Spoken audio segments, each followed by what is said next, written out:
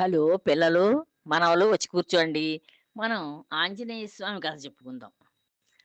ఈ ఈ మహర్షులు, జ్ఞానులు వీళ్ళందరూ కూడా చాలా పెద్దవాళ్ళందరూ కూడా ఆంజనేయ స్వామి ఆయన కాబోయే బ్రహ్మ అని తెలుసుకున్నారు వాళ్ళు. తెలుసుకుని ఆయన దగ్గరికి వచ్చి, "ఓ స్వామి, మాకు కొన్ని ఆహ్, సందేహాలున్నాయి తండ్రి. మీరు సర్వజ్ఞులు కనుక, అన్ని శాస్త్రాలు సూర్యభగవానుడి దగ్గర నేర్చుకున్నారు కనుక, మీరు ఆహ్, ఆ సందేహాలను తీర్చవలసింది" అని అడిగారు. అడిగితే అప్పుడు ఆయనేం చెప్పారంటే, ఒక గది చాలా చీకటిగా ఉంది. ఆ చీకటిని పోగొట్టడం కోసాన్ని మనం ఏం చేసాం, వెళ్లి ఒక దీపం వెలిగించాం. అంటే అక్కడ వెలుగుని నింపాం ఆ గదిలో. వెలుగుని ఎప్పుడైతే నింపామో, ఇంకా వెలుగు ఎప్పుడైతే వచ్చిందో ఆ గదంతా, అక్కడ ఇంక చీకటిని తరమడానికి రెండో ఉపాయాన్ని ఆలోచించక్కర్లేదు. చీకటి కూడా పోతుంది. మీరు జన్మకు కారణం ఏమిటి? జన్మ రాహిత్యం ఎలా పొందాలి అని అడిగారు. అంటే మీరేం చెయ్యాలంటే భగవదోపాసన చేసి భగవంతుడినే నవభగ నవవిధ భక్తి మార్గాల్లో ఏ భక్తి మార్గం మీకు నచ్చితే ఆ మార్గాన్ని అనుసరించి పెద్దవాళ్ళు ఈ శాస్త్రాలు అంటే ఈ వేదాలన్నీ చదివిన పరమపురుషులు ఏ మార్గాన్ని సూచించారో ఆ మార్గం గుండా మీరు భగవంతుడిని చేరే ప్రయత్నం చేస్తే ఇంకా మీకు జన్మరాహిత్యం కూడా దొ దొరుకుతుంది. మీరు ఆ భగవంతుడిలో ల్ ఎప్పుడైతే భగవంతుడి పాదాలు పట్టుకుని ఆ ధ్యానంలోనూ ఆ రూపాన్ని తలుచుకుంటూ, ఆ నామాన్ని చెప్పుకుంటూ, ఆ కథలే వింటూ, ఇలా ఇన్ని రకాలుగా మీరు భగవద్ధ్యానంలోకి వెళ్ళిపోతే, అప్పుడు మీకు జన్మరాహిత్యం దొరికిపోతుంది. అంటే ఇంక మీకు జన్మ లేదన్నమాట. భగవంతుడిలో మీరు లీనమైపోతారు. మీరు చేరవలసిన ప్రదేశం అదే. మీరు ఆ భగవంతుడిలోంచి విడివడిన ఒక నిప్పురవ్వలు కనుక, మీరు మళ్ళీ ఆ భగవంతుడిలో కలిసిపోయారు కనుక, జన్మ లేదింక మీకు. జన్మరాహిత్యాన్ని పొందారు అని చెప్పాడు ఆంజనేయ స్వామి. అందువల్ల అద్వైతం అందరికీ శరణ్యం. అద్వైతం ఉండకూడదు. అంటే 2 రకాలుగా ఆలోచించకూడదు ఎప్పుడూను. ఆహ్, మంచి మార్గాన్ని ఎన్నుకుని, ఆ మార్గం ద్వారా మీరు వెడితే మోక్షాన్ని పొందుతారు. జీవ బ్రహ్మైక్యం అయిపోతారు. ఈ మీ జీవుడిని తీసుకెళ్ళి బ్రహ్మలో ఐక్యం చేసుకోగలుగుతారు అని చెప్పాడు. ఇలా ఈ వేదం వరకు వేదాలు చెప్పిన ఈ శాస్త్రాన్ని బాగా చదివిన గురువులుండాలి. అలాంటి గురువుంటేనే మన లక్ష్యాన్ని ఆయన నెరవేర్చగలుగుతాడు.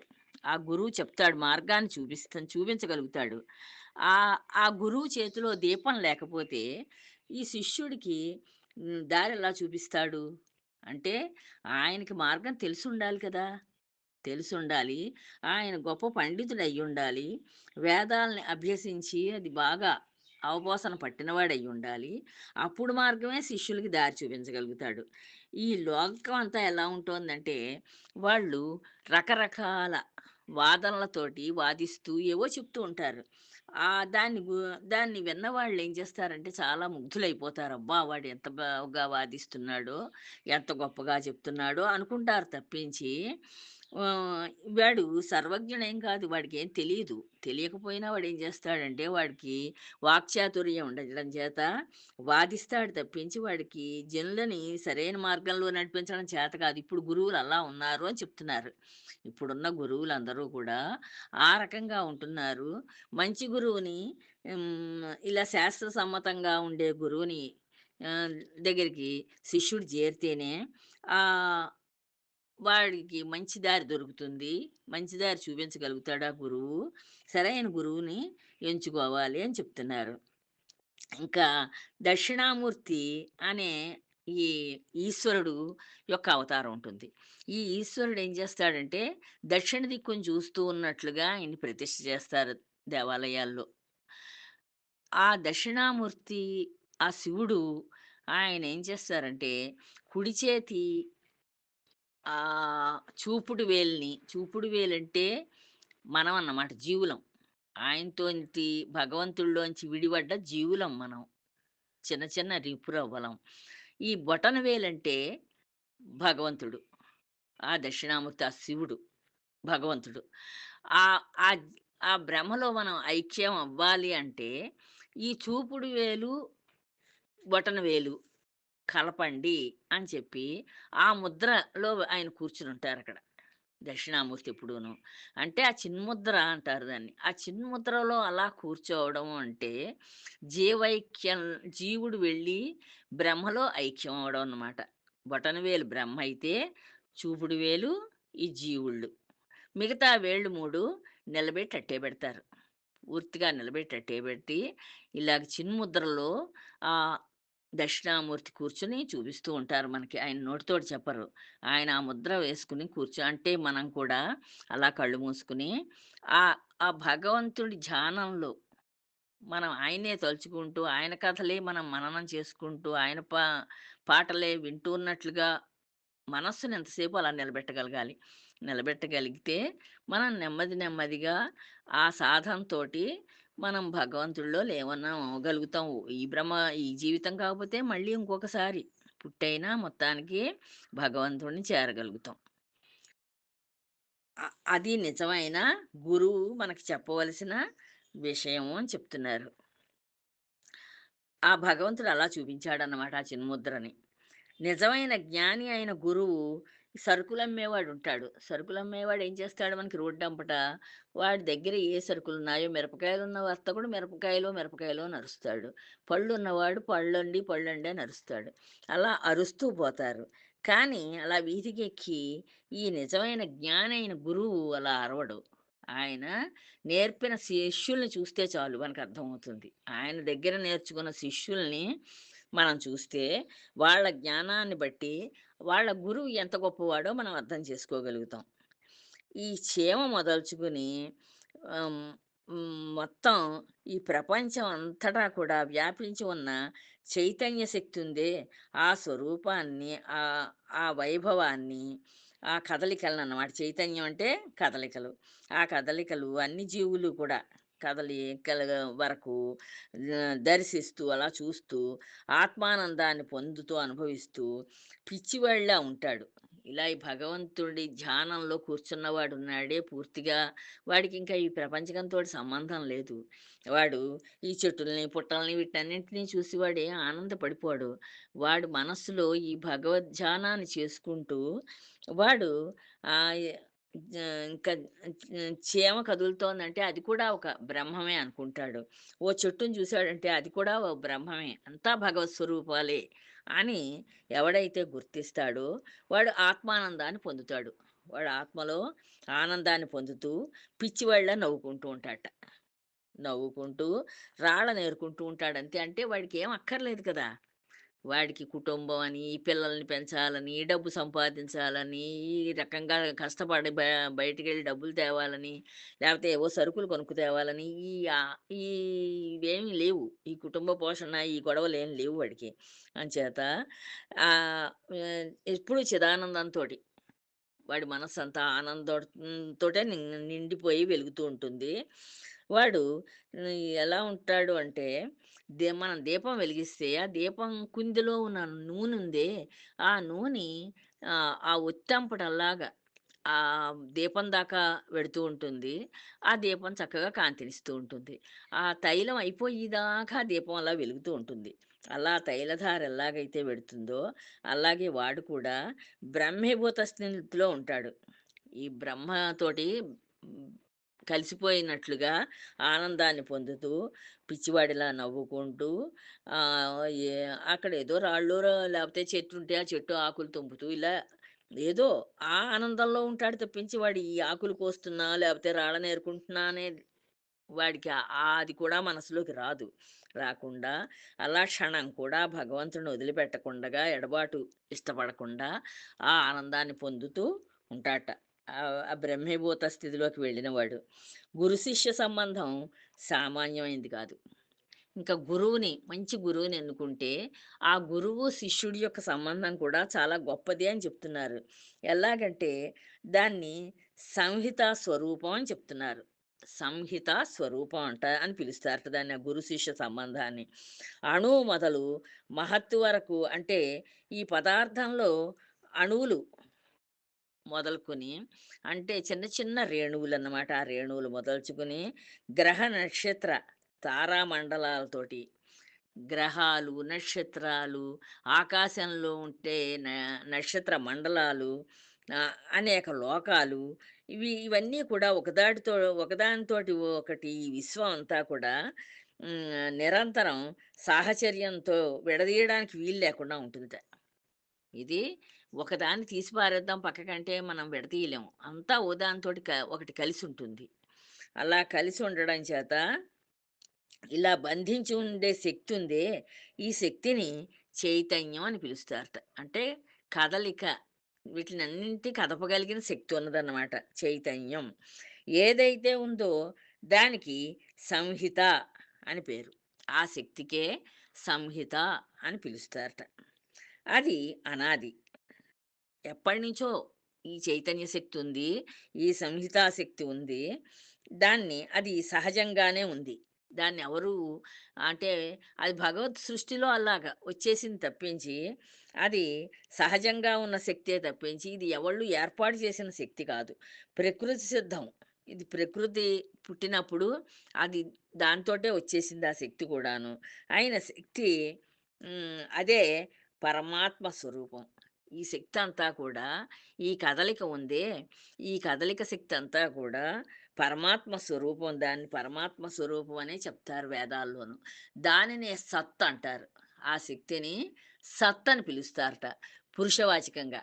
అంటే పురుషుడి కింద చెప్పేటప్పుడు సత్ శక్తి చెబితే సత్యపురుషుడు అని కూడా అంటారట. స్త్రీవాచకంగా చెప్పాలి అంటే, ఆడదానిగా చెప్పాలి అంటే సతి అని చెప్తారట. ఈ రెంటికి అభేదం. అంటే ఈ 2 విడదీయడానికి రావు. ఈ సత్శక్తి ఈ పురుష సత్యపురుషుడు, ఈ సతి వీళ్ళిద్దరిని విడదీయడానికి రావు. ఇద్దరూ కూడా కలిసిమెలిసే ఉంటారెప్పుడూను. వీళ్ళకిద్దరికీ అభేదం. భేదం లేదు. సతీత్వ ధర్మం ఏమిటంటే, ఎప్పుడూ గూడా ఈ సత్యపురుషుడిని విడిచిపెట్టకుండా కలిసే ఉంటుంది. ఈ సత్యపురుషుడితోటి కలిసిపోయి ఏకంగానే ఉంటుంది. అంచేత ఇది సంహితా లక్షణం. దీన్ని ఇలా కలిసి ఉండే లక్షణాన్ని సంహిత లక్షణం అని పిలుస్తారట. ఈ సంహితా లక్షణానికి ఉదాహరణలేం చెప్పారంటే, శివశక్తులు. శివుడు, శక్తి అంటే శివుడు, పార్వతి అమ్మవారు. వీళ్ళిద్దరు ఎలా ఉంటారు? కుడి భాగం అంతా శివుడుంటే నిటారుగాను, ఈ ఆడభాగం ఎడం భాగం అంతా స్త్రీ రూపం ఉంటుంది. పార్వతీదేవి రూపం ఉంటుంది. పార్వతి అయితే సగం శివుడు. దాన్ని అర్ధనారీశ్వర అని పిలుస్తారు. శివశక్తులు అని పిలుస్తారు. ఇంకా లక్ష్మీనారాయణులు ఉంటారు. లక్ష్మీనారాయణులు కూడా ఇద్దరూ విడదీయడానికి వీలుగా ఉండరు. ఆవిడ ఆ విష్ణుమూర్తి యొక్క గుండెల్లోనే ఆవిడ నివాసం. ఆయన హృదయ భాగంలో ఆవిడ నివాసం ఏర్పరచుకుంది లక్ష్మీదేవి.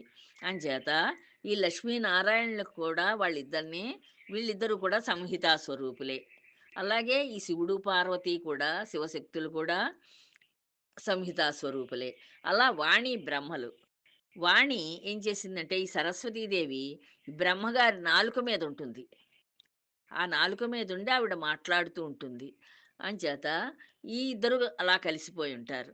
ఆ నాలుక మీద ఉన్న స్త్రీ సరస్వతిని గాని, ఈ బ్రహ్మగారిని కూడా విడతీయడానికి వీలు లేదు. వీళ్ళిద్దరూ సంహితా స్వరూపులే. సీతారాములు. ఈ సీతారాములిద్దరూ కూడా కలిసిమెలిసే ఉంటారు. వీళ్ళిద్దరూ గూడాను. వీరందరూ సంహితా స్వరూపులు. అంచేత వీళ్ళందరూ కూడా సంహితా స్వరూపులు అని చెప్తున్నారు. ఒకరిని విడిచి ఒకళ్ళు ఎప్పుడూ ఉండరు. ఎప్పుడూ కూడా ఇద్దరూ కలిసిమెలిసే ఉంటారు. ఈ లక్షణాన్నే పురాణ మర్యాదను అనుసరించి ఏం చెప్తారట, శివుడు అర్ధనారీశ్వరుడని చెప్తారు. లక్ష్మణ దేవిని అనపాయిని అని చెప్తారు. అంటే ఎప్పుడూ విడిచిపెట్టి ఉండంది అనపాయిని అని చెప్తారు. సరస్వతి ఎప్పుడూ బ్రహ్మముఖంలో ఉంటుందని చెప్తూ ఉంటారు. ఈ సరస్వతీదేవి ఈ బ్రహ్మగారి యొక్క నాలుక మీద ఉంటుంది. అంచేత వాళ్ళు ఇద్దరు విడివిడిగా చూపించడానికి కుదరదు. వాళ్ళు ఆ జంట అలా కలిసే ఉంటారు. ఓ పురుష పొంగవులారా, వీళ్ళు అడిగారనమాట. ఈ ఋషులందరూ వెళ్ళి అడిగారు కదా! మహర్షులు, తర్వాత సనక సనందనాదులు, వీ వీళ్ళందరూ వెళ్ళి అడిగారు. ఈయన్ని ఆంజనేయ స్వామిని.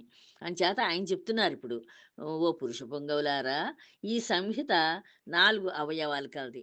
ఈ సంహిత స్వరూపం ఉందే, దీనికి 4 అవయవాలున్నాయి." అంటే 4 రకాలుగా దీన్ని విడదీసి చెప్పొచ్చు. ఏమిటంటే, ఒకటి పూర్వ రూపం, రెండోది ఉత్తర రూపం, మూడోది సంధి, నాలుగోది సంధానం, వేదం కూడా. ఒకటి వేదానికి కూడా ఇలా 4 రూపాలున్నాయి. అది మంత్రరూపం. మొదటిది మంత్రస్వరూపం. మంత్రాలు మనం నేర్చుకుంటామే రకరకాల మంత్రాలు, ఆ మంత్రస్వరూపం. రెండోది బ్రాహ్మణము.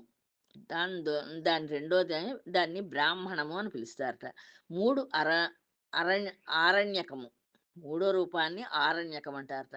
4 ఉపనిషత్తు అనబడే 4 అవయవాలు కలిగి ఉంటుంది ఈ వేదం కూడాను. అందుకే వేదాన్ని సంహిత అంటారు. అంటే ఇలా 4 భాగాలుగా విడదీశారు తప్పించి, నాలుగింటిని మళ్ళీ విడతీయడానికి కుదరదు. అంటే ఓ భాగం నేర్చుకున్నప్పుడు రెండో భాగాన్ని కూడా నేర్చుకోవాలి. రెండోది నేర్చుకున్నప్పుడు మూడోది కూడా నేర్చుకోవాలి. మూడోది నేర్చుకున్నప్పుడు నాలుగోది కూడా నేర్చుకుంటేనే వేదం పూర్తవుతుంది. వేదం పూర్తిగా నేర్చుకున్నట్టవుతుంది. అంతేనే గాని నేనేదో కొద్దిగా నేర్చుకున్నానులే, అది వేదం చదివేశానంటే అలా కుదరదన్నమాట. అది 4 భాగాలంటే. 4 అవయవాలు. అందుకే వేదాన్ని సంహిత అన్నారు. కొందరు మంత్రభాగాన్ని మాత్రమే అంగీకరిస్తారట. మొదటి భాగమైన మంత్రభాగాన్ని కొంతమంది నేర్చుకుంటారట, అది మాకు చాలని. కానీ దీన్ని విడదీయడానికి లేదు గదా! ఇప్పుడు ఒక భాగాన్ని నేర్చుకుని నాకంతా వచ్చేసిందంటే ఎలాగా?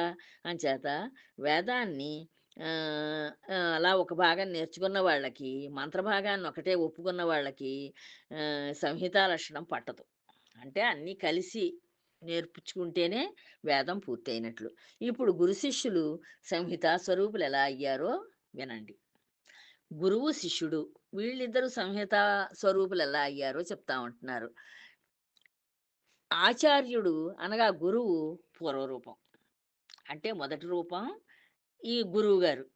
గురువుగారు మనకి పాఠాలన్నీ నేర్పించే గురువుగారు మొదటి రూపం. అంతేవాసి అంటే శిష్యుడు. అంటే ఆయన దగ్గరికి వచ్చినవాడనమాట.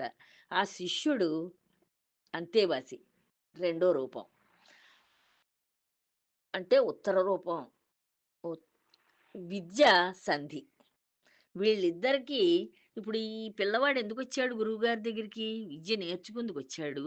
ఈ గురువుగారు ఏం చెయ్యాలి? ఆ శిష్యుడికి విద్య నేర్పించాలి. ఆయన చదువుకున్న వేదాన్ని నేర్పించాలి. అంచేత ఈ విద్య సంధ్య అని పిలుస్తారట దీన్ని. అంటే సంధానం వీళ్ళిద్దరిని కలిపేదన్నమాట. కలపడం అంటే ఇప్పుడు వీళ్ళిద్దరికీ, ఆయనకేమో గురువుగారికి చెప్పడం వచ్చు గనక ఆయన చెప్తారు. ఈ శిష్యుడు నేర్చుకోవడానికొచ్చాడు గనక, ఆయన చెప్పిన విద్యని ఈ శిష్యుడు నేర్చుకుంటాడు. అంచేత విద్య అక్కడ వీళ్ళిద్దరిని కలుపుతోందన్నమాట. అది సంధానం అంటారు.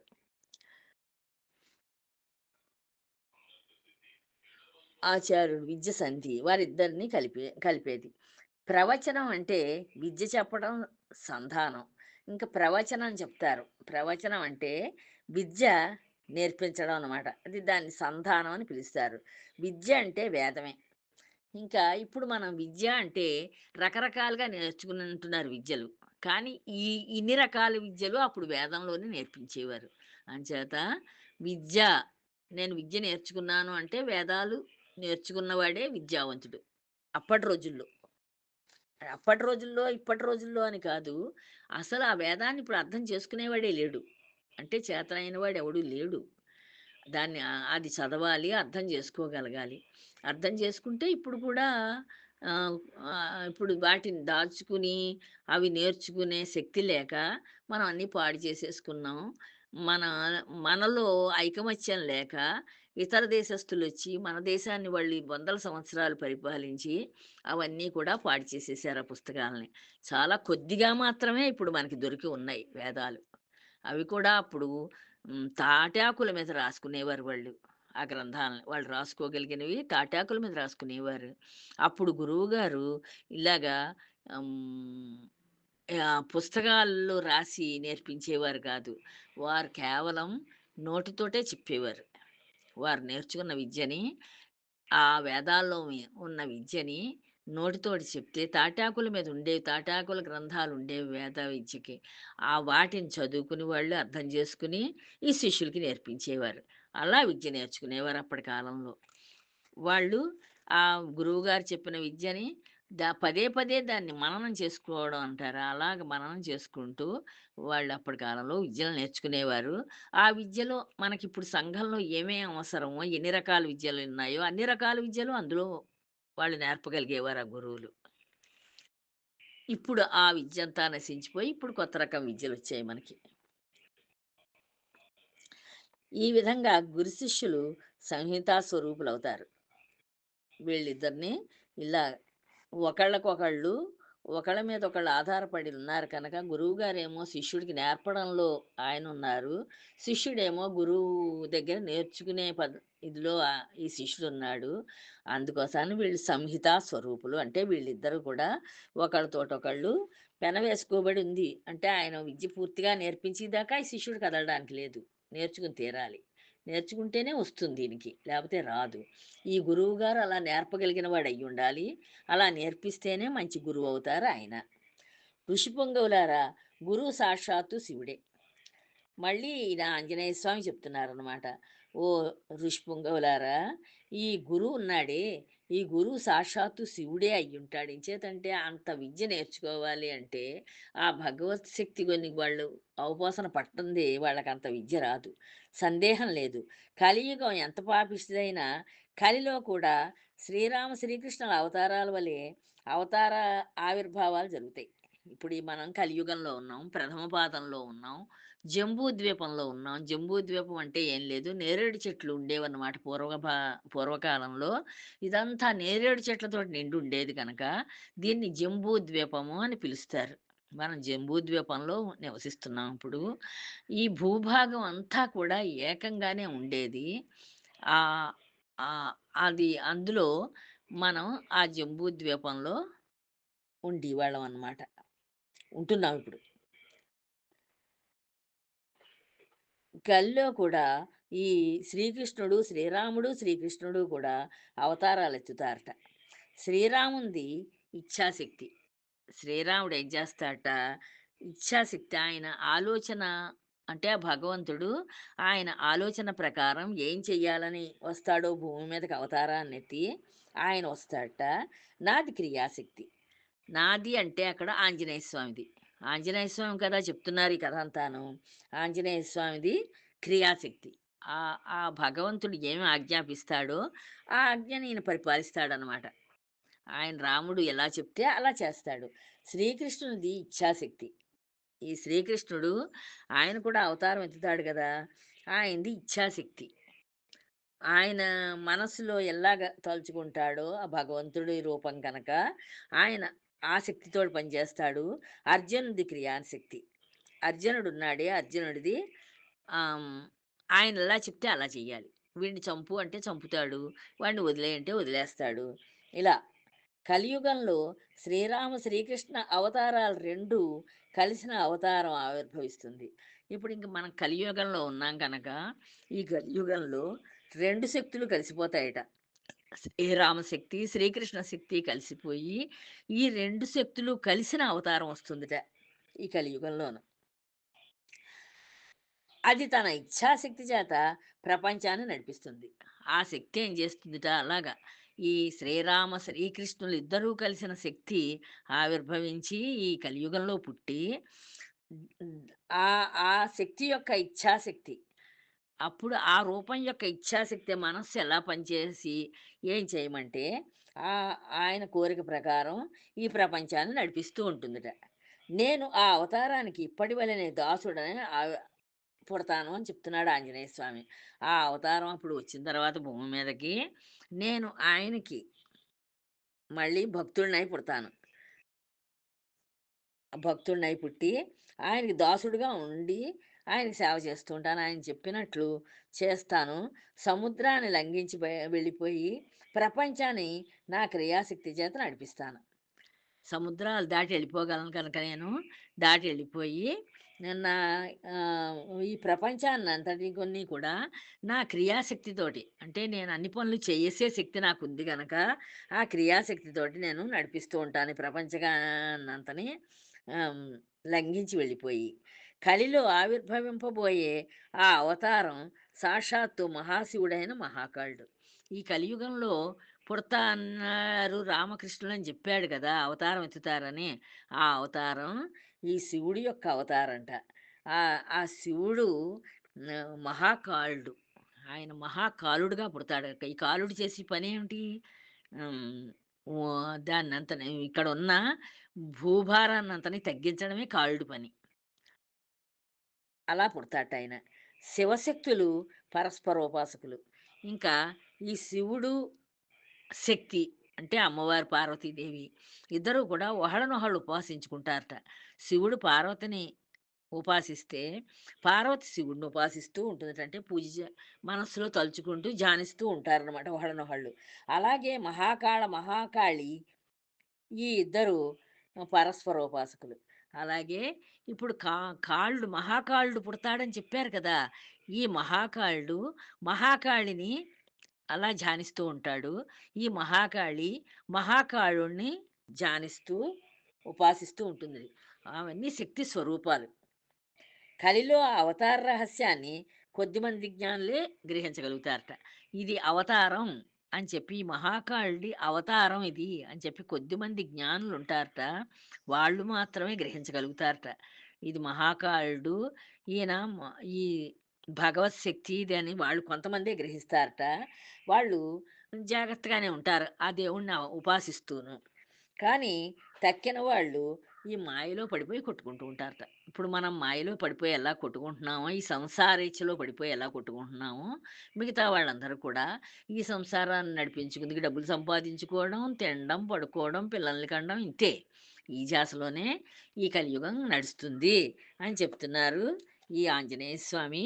తర్వాత చెప్పుకుందామమ్మా ఉంటాను. జై శ్రీరామ్.